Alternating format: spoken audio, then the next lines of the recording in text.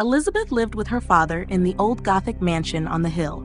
Every evening, candlelight danced on the carved walls and shadows stretched like claws across the floor. Her father, Lord Fenton, wanted her to get married, but no one wanted to marry Elizabeth because she was barren and could never have children. At first, he kept it a secret, but someone found out, and the news spread all over the village, so no man wanted to marry her. One stormy night, Lord Fenton gathered the village suitors in the great hall. "Whoever marries my daughter shall inherit this house and all my businesses," he announced. The men whispered among themselves, but none dared step forward until Harry, a stranger in a dark coat, strode into the hall. "I will marry her," Harry declared. Lord Fenton smiled and arranged the wedding at once. Elizabeth wore a simple white gown as she said, "I accept," her voice trembling. Harry bowed and kissed her hand. That night, they slept in the master chamber, and Lord Fenton's promise passed into Harry's name. A few days later, Lord Fenton died in his study, his fingers clutching his ledger. Harry locked the door to Lord Fenton's room and began his new married life with Elizabeth. At first, he treated her with polite words, but soon his true nature showed. He made her cook and clean from dawn until dusk. When she tried to rest, he dragged her downstairs. Each night, he forced himself on her, calling her worthless when she cried. One morning, Harry found Elizabeth clutching her swollen belly. He stared. "You're pregnant?" he hissed. "How? How is this possible?" he asked in surprise. Elizabeth's tears fell. "It is God's miracle," she whispered. He only laughed. "Impossible," he said and walked away. In the cold dawn, Elizabeth gave birth to a boy. His first cry echoed in the empty halls. But Elizabeth's life faded with her final breath after giving birth, and she died in the candlelit birthing room.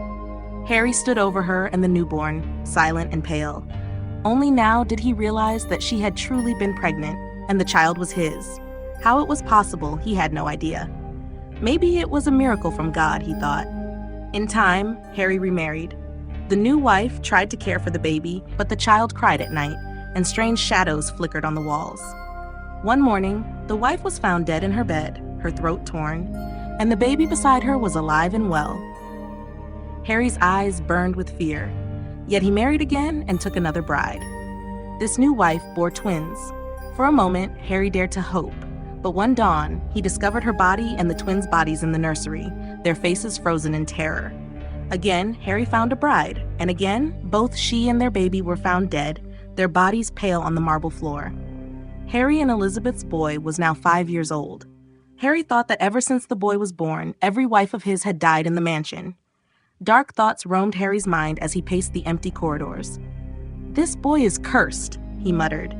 Late one night, he crept into the nursery, dagger in hand.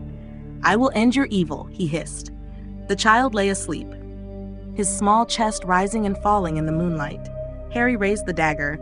The boy's eyes snapped open, glowing red. His baby voice sounded strange and ancient. "What happened, Father?" he said. "You want to kill me?" "Yes," Harry said in a heavy voice. "You are evil. You are cursed. Since you were born, there's been nothing but death in my mansion." "Your mansion?" the child said. "It was given to you by my grandfather." "Yes, and now it's mine," Harry shouted. "Every time I marry and try to have a family, they die. Because of you." Harry attacked the child, but couldn't move him an inch. "How? How is this possible?" Harry said, his voice trembling. "You can't hurt me, Father," the boy said. "I am no child." The dagger clattered to the floor as Harry recoiled. The boy rose, growing taller. His skin paled until it shimmered like stone. His lips curved into a cruel smile, his form now monstrous. "I am the devil. I was summoned by your wife, Elizabeth," the devil said. "She asked for a child. I answered her plea, took form, and was born into this world." His shadow stretched across the nursery. "I have fed on your brides and their babies. Tonight I will feed on you." Harry screamed and bolted for the door, but it vanished. The boy, now a dark, towering figure, reached out. With a single touch, Harry's eyes rolled back, and his body went limp. Silence fell. The devil child stood alone in the ruined nursery. Years passed. The mansion's halls emptied of human life, but the devil remained. At dusk, he chose a young woman from the village and lured her into the mansion. He married her in a silent ceremony of bone and shadow. One night, her screams echoed in the corridors, and then all was still again.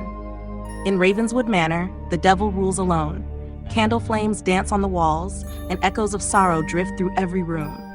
For eternity, he will take bride after bride and their children, feeding his hunger, keeping the mansion alive with his dark power. If you enjoyed this story, don't forget to like the video and subscribe to my channel for more thrilling tales. I also write novels in different genres like sci-fi, fantasy, and horror. If you'd like to check them out, click the link in the description below. Thank you for watching, and stay tuned for more exciting stories.